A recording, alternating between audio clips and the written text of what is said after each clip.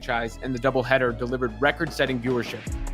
The first game between the Lakers and the Knicks averaged 4.5 million viewers across NBC and Telemundo, making it the most-watched Sunday night regular season game since 2002.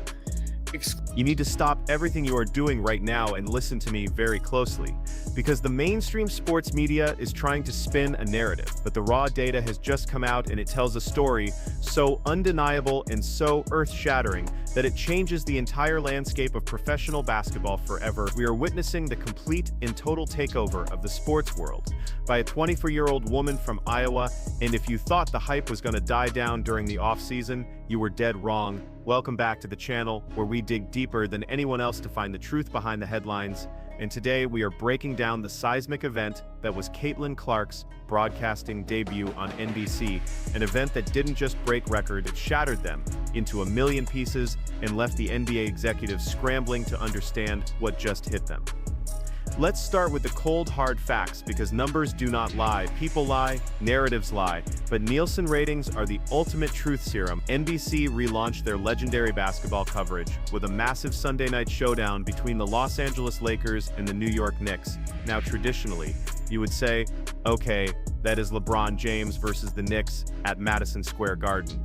Of course, people are going to watch, but we have to look at the context here, because the context is everything. This broadcast drew an average of 4.5 million viewers. Let me repeat that for the people in the back. 4.5 million viewers, making it the most watched Sunday night regular season NBA game since the year 2002. Think about what that means. For nearly a quarter of a century, through the prime of Kobe Bryant, through the entire career of Shaquille O'Neal in Miami, through the Steph Curry dynasty, through the Heatles era, no Sunday night regular season game has pulled these numbers.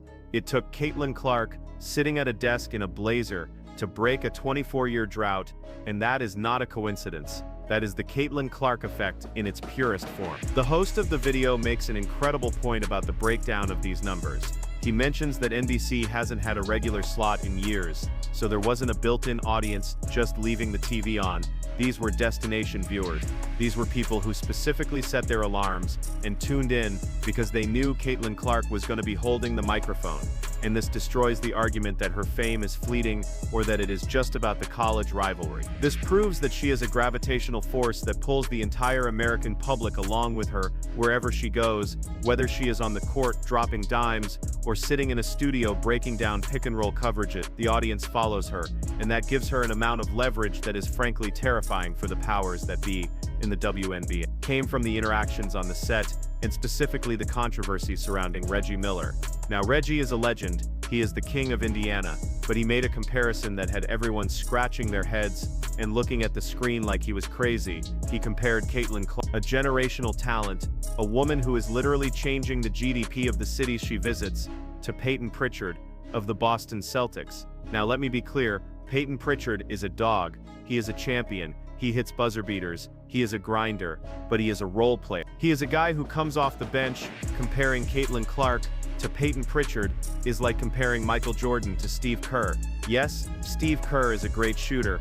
Yes, he is a champion, but he is not the guy on the Wheaties box. He is not the guy selling out arena. It was a comparison that felt lazy and honestly a little bit disrespectful to the magnitude of what Caitlyn Clark represents. And this is where the story gets even better, because Caitlyn's reaction to this was absolute perfection. She didn't get mad. She didn't go on a rant. She didn't issue a press release. She went on social media and she trolled. She posted crying, laughing emojis on a highlight of Peyton Pritchard.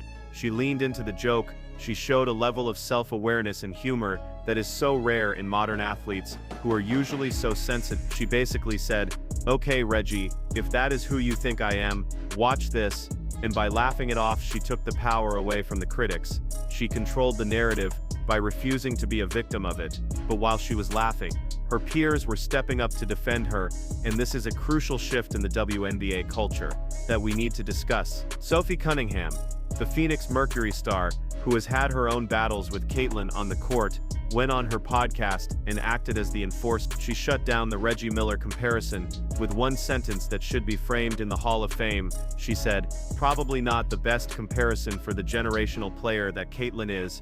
Listen to that word again, generational. Sophie Cunningham knows, the players know, they are done with the jealousy narrative. They are done with the idea that they hate her. They are recognizing that she is the golden goose, and calling her generational puts her in a category with LeBron, with Serena, with Tiger. It removes her from the Peyton Pritchard conversation entirely and puts her where she belongs, on Mount Rushmore. What chance to make this again? That's our welcome to the NBC moment. There we go. Feeling it. She See, knew that it was right my away. problem. Oh, This could be a quick NBC. wow. The warm-up was mine, the win. Uh-oh. All right. I was doing that last game. Uh-oh. All right, straight in.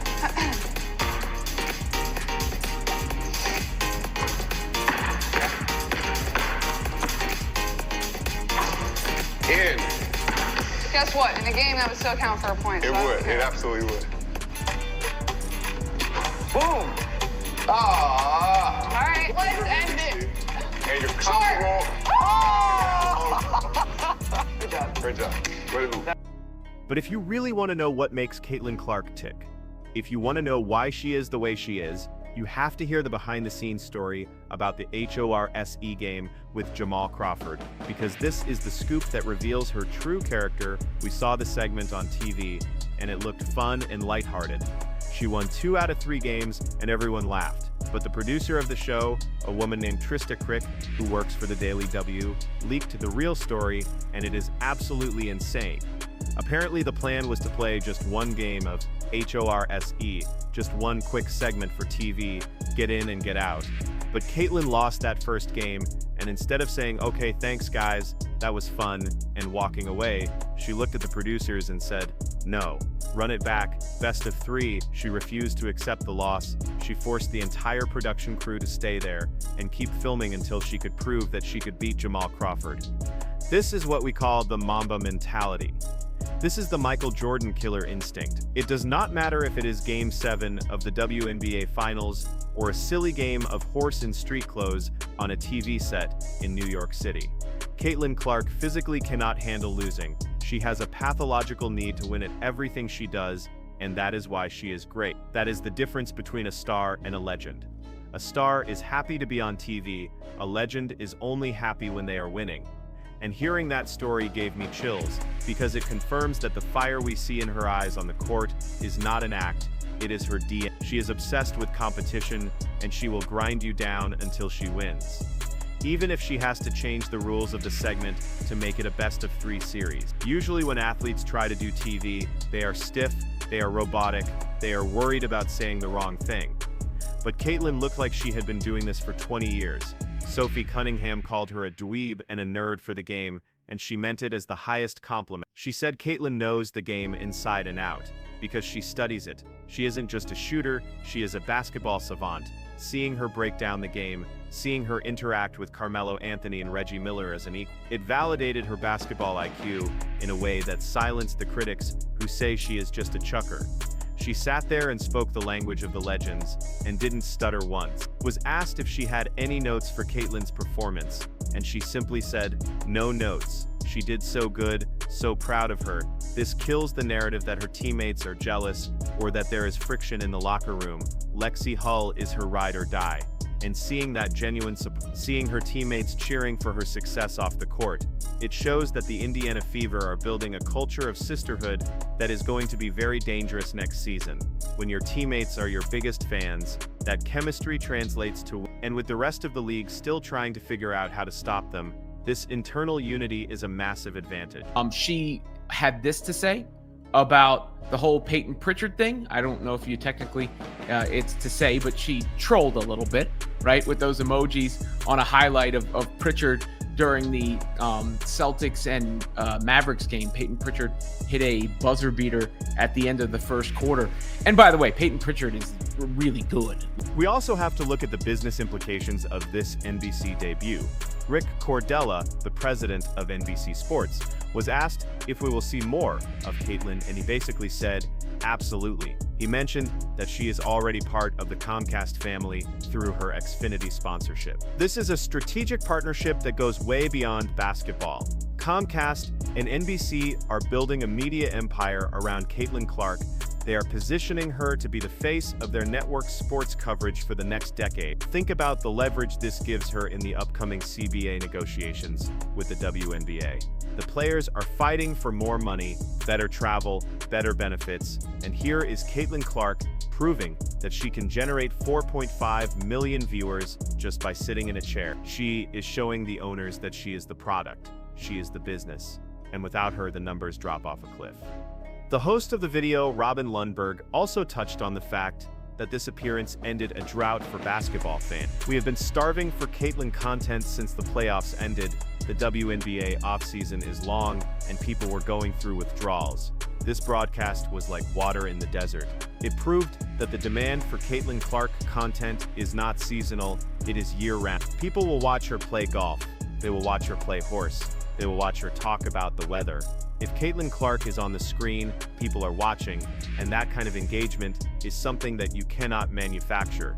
You cannot buy it, you either have it or you don't, and she has it in bucket. And it was funny, we were only supposed to do one, and Caitlyn lost the first one. And she was like, no, best of three, let's do this again. Run that back. And then we were laughing because we were like, all right. Let's circle back to the Peyton Pritchard thing for a second, because I think it represents a larger issue in how male analysts talk about female athletes. Reggie Miller probably didn't mean to be disrespectful. He probably thought he was making a valid comparison about shooting range and size, but it shows a lack of imagination. Why can't we compare her to Steph Curry? Why can't we compare her to Trae Young or Steve Nash?